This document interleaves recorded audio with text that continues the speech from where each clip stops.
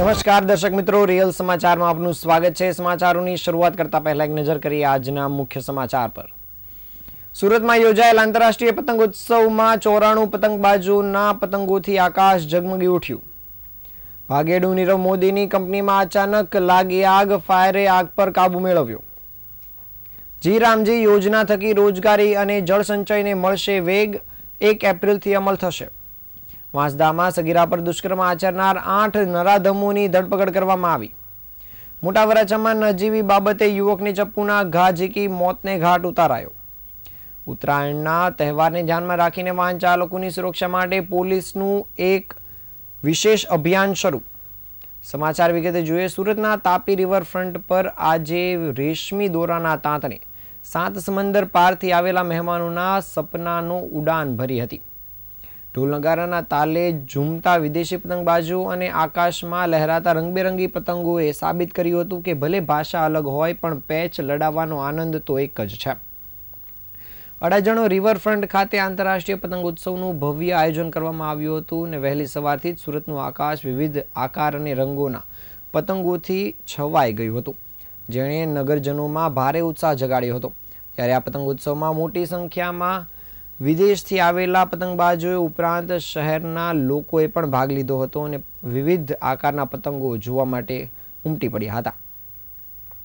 રાજ્ય પ્રવાસન વિભાગ અને સુરત મહાનગરપાલિકાના સંયુક્ત ઉપક્રમે યોજાયેલ આ મહોત્સવમાં આ વર્ષે 94 પતંગબાજો પોતાની કલાનું પ્રદર્શન કર્યું હતું, જેમાં બહેરીન, કોલંબિયા, ફ્રાન્સ, જર્મની અને પોલેન્ડ જેવા દેશોના 45 આંતરરાષ્ટ્રીય પતંગબાજોએ આકર્ષણ જમાવ્યું હતું। આ ઉપરાંત ભારતના વિવિધ રાજ્યના 20 અને ગુજરાતના 29 પતંગબાજો પણ પોતાની વિશેષ અને વિશિષ્ટ પતંગો સાથે મેદાનમાં ઉતર્યા હતા અને લોકોના આકર્ષણનું કેન્દ્ર બન્યા હતા।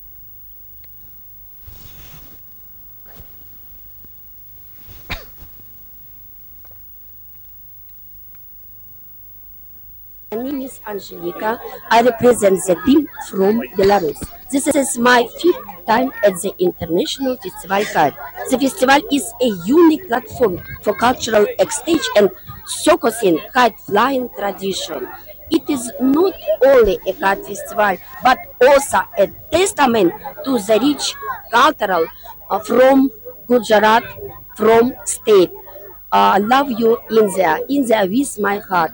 In Surat, I second time and very like Surat people, Surat food and Surat sweet. Surat with my heart. I love you, Surat. My name is Dr. Devinder Pal Singh. I am a forensic scientist. I have come from Chandigarh. I like Surat very much because there is a बहुत बच्चों को अंदर जोश है पतंग उड़ाने का। मौसम बड़ा अच्छा हो गया है तो इधर बहुत अच्छा शहर, बहुत अच्छा है। तो I love Gujarat, I love kite flying. Kite flying को है बच्चों को ये बोलती है मैदान में आओ, पतंग उड़ाओ और विटामिन डी फ्री में लो। आंखों की रोशनी बढ़ाती है ये, इसलिए बच्चों को मैदान में आना चाहिए।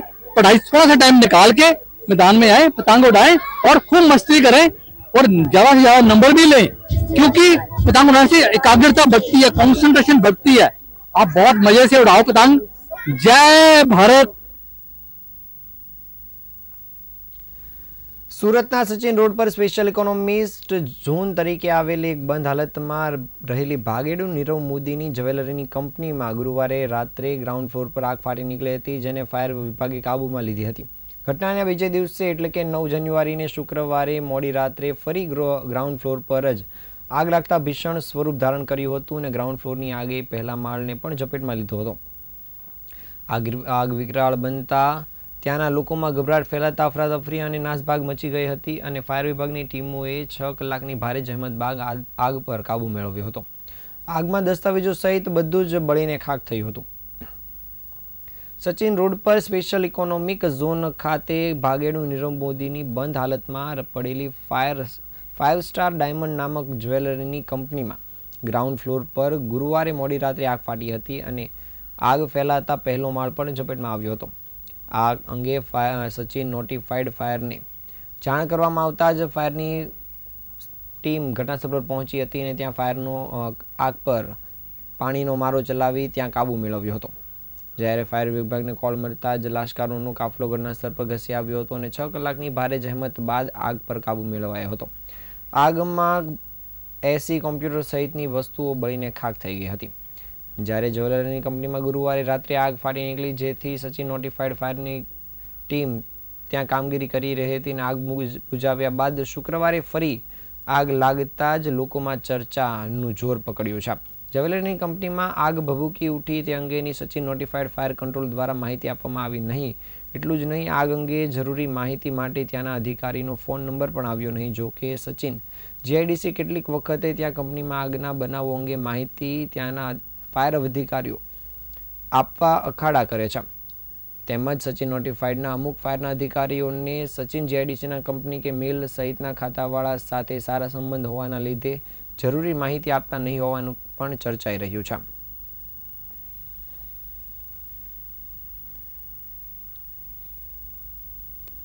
વિકસિત ભારત જી રામજી વિશે કેન્દ્રીય જળશક્તિ મંત્રી સી.આર. પાટીલ દ્વારા પત્રકાર પરિષદનું આયોજન કરવામાં આવ્યું હતું. આ યોજના થકી લોકોને વધુને વધુ રોજગારી મળે તે દિશામાં કેન્દ્ર સરકાર દ્વારા મોટી જાહેરાત કરવામાં આવી છે. આ યોજના થકી લોકોને રોજગારી આપવામાં આવશે અને સી.આર. પાટીલે પત્રકાર પરિષદમાં સંબોધતા જણાવ્યું હતું કે વડાપ્રધાન નરેન્દ્ર મોદી દ્વારા અનેક યોજનાઓ અમલમાં મૂકવામાં આવી છે અને 2047માં ભારત વિકસિત દેશ હશે તેવી કલ્પના નરેન્દ્ર મોદીએ કરી છે. આવાસ યોજના સહિત આયુષ્માન ભારત યોજના જેવી અનેક યોજનાઓના અમલમાં મૂકી છે. 12 કરોડ જેટલા શૌચાલય બનાવવામાં આવ્યા છે અને મહિલાઓને બહાર શૌચાલયમાં જવા માટે સુરક્ષાનો પ્રશ્ન હતો તે પણ હવે રહ્યો નથી. હવે બાળકોને પણ ઘરમાં જ શૌચાલયની વ્યવસ્થા થઈ જતાં તેમના આરોગ્ય ઉપર ખૂબ જ સારી અસર પડી છે. જ્યારે હર ઘર જળની વ્યવસ્થાનું પણ વડાપ્રધાન એ સપનું સેવ્યું હતું અને 2028 સુધીમાં દેશના તમામ ઘરમાં જળની સુવિધા ઉપલબ્ધ થશે તે પ્રકારનું આયોજન કરવામાં આવી રહ્યું છે. રોજ 9 કરોડ બહેનો પાણી ભરવા પાછળ પરિશ્રમ થતો હતો, તેમાંથી તેમને મુક્તિ મળશે. જ્યારે મનરેગા ખૂબ મોટું કૌભાંડ કોંગ્રેસ દ્વારા કરવામાં આવ્યું હતું અને જી રામજી યોજના અંતર્ગત 7 દિવસમાં વેતન આપી દેવામાં આવશે. મજૂર બનાવવાના નથી પરંતુ કૌશલ્યયુક્ત વ્યક્તિ તૈયાર થાય તે માટે દિશામાં કામ ચાલી રહ્યું છે.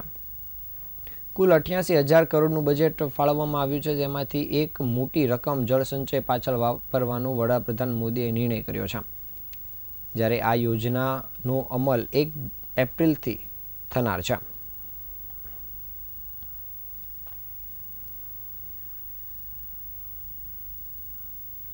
વાંસદા તાલુકાના એક ગામમાં 14 વર્ષીય છોકરીને રાત્રિના સમયે ઘરની બહાર શૌચ કરવા બહાર નીકળી હતી. તે દરમિયાન ત્યાં હાજર 3 યુવાનો સહિત 8 ઇસમોએ છોકરીને ઉઠાવી લઈ જઈ વારાફરતી તેની સાથે દુષ્કર્મ આચર્યું હતું, જેને પોલીસે 8 યુવાનોની પોસ્કો હેઠળ ગુનો નોંધી ધરપકડ કરવામાં આવી છે.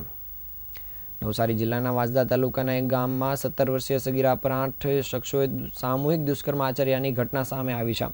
શૌચ ક્રિયા માટે ઘરની બહાર નીકળેલી સગીરાનું અપહરણ કરીને શખ્સોએ એક રૂમમાં લઈ ગયા હતા અને દુષ્કર્મ આચરીને મારી નાખવાની ધમકી આપી હતી. આ ઘટનામાં પોલીસે ગણતરીના કલાકમાં જ 8 આરોપીની ધરપકડ કરીને આગળની કાર્યવાહી આરંભી છે. રાત્રે આશરે 10:30 વાગ્યાના સુમારે 17 વર્ષીય સગીરા શૌચાલય માટે ઘરની બહાર નીકળી હતી અને આ દરમિયાન 3 યુવાનોએ તેનું મોઢું દબાવી બળજબરીથી બાઇક પર બેસાડી અપહરણ કરી ચેકડેમ પાસે લઈ ગયા હતા અને ત્યાં 5 શખ્સોને બોલાવવામાં આવ્યા હતા અને 8 નરાધમોએ વારાફરતી તેની સાથે દુષ્કર્મ આચર્યું હતું. જે અંગેની ફરિયાદ મળતા જ વાંસદા પોલીસ સક્રિય થઈ હતી અને 8 શખ્સોની ધરપકડ કરવામાં આવી છે. હાલ પોલીસે આ આરોપીઓ સામે પોસ્કો એક્ટ હેઠળ કડક કલમો લગાવીને તપાસનો ધમધમાટ શરૂ કર્યો છે.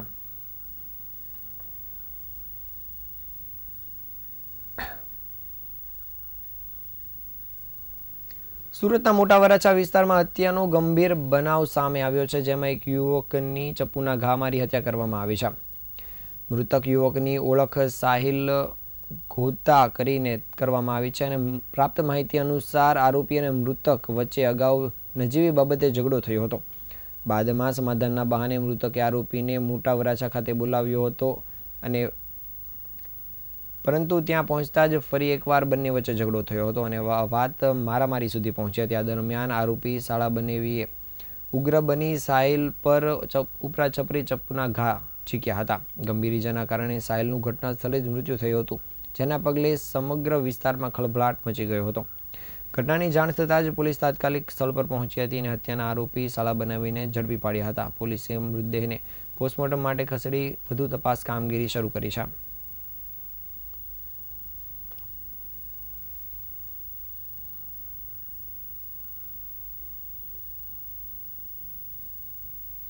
નવસારી પોલીસે આગામી ઉત્તરાયણના તહેવારને ધ્યાનમાં રાખીને વાહન ચાલકોની સુરક્ષાને માટે એક અભિયાન શરૂ કર્યું છે. પતંગની દોરીથી થતી દુર્ઘટનાને રોકવા માટે ટ્રાફિક વિભાગ, ટાઉન પોલીસ અને ગ્રામ્ય પોલીસે સંયુક્ત રીતે સેફટી સાધનોનું વિનામૂલ્યે વિતરણ શરૂ કર્યું છે.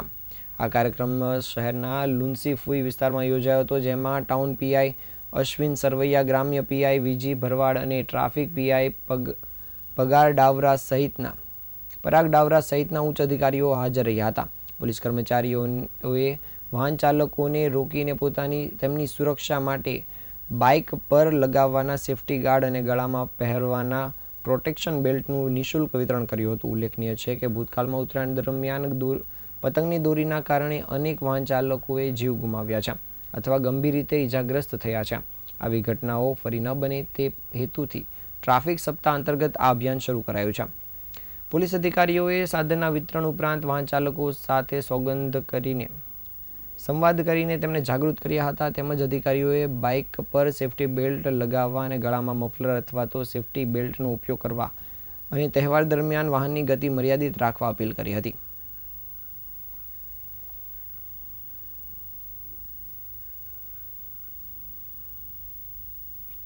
ઉત્તરાયણના તહેવારને ધ્યાનમાં રાખીને ઉત્તરાયણ પોલીસ દ્વારા બુટલેગર સામે કડક કાર્યવાહી કરવામાં આવી છે. ઉત્તરાયણ પોલીસ સ્ટેશનના પીઆઈ દિગ્વિજય બારડને મળેલી ચોક્કસ બાતમીના આધારે પોલીસે કાર્યવાહી કરી હતી. બાતમી મુજબ ટેમ્પોમાં મોટી માત્રામાં વિદેશી દારૂનો જથ્થો લાવવામાં આવી રહ્યો હતો, જેના આધારે રંગોલી ચોકડીથી ગોઠાણ બ્રિજ તરફ જઈ રહેલા એક ટેમ્પોને રોકી તપાસ કરવામાં આવી હતી. તપાસ દરમિયાન ટેમ્પોમાં સંતાડેલ દારૂનો મોટો જથ્થો મળી આવ્યો હતો. ઉત્તરાયણ પોલીસે કુલ 1400થી વધુ વિદેશી બનાવટની દારૂની બોટલો તેમજ બિયરના ટીન કબજે કર્યા હતા. દારૂના જથ્થા સાથે ટેમ્પો મળીને કુલ 4,48,000નો મુદ્દામાલ પણ કબજે કરવામાં આવ્યો છે. આ કાર્યવાહી દરમિયાન દારૂનો જથ્થો લાવનાર ગહેરીલાલ ગુજ્જરની ધરપકડ કરવામાં આવી છે. હાલ પોલીસે દારૂના આરોપીનો જથ્થો ક્યાંથી લાવ્યો છે અને કોને સપ્લાય કરવાનો હતો તે અંગેની પૂછપરછ શરૂ કરી છે.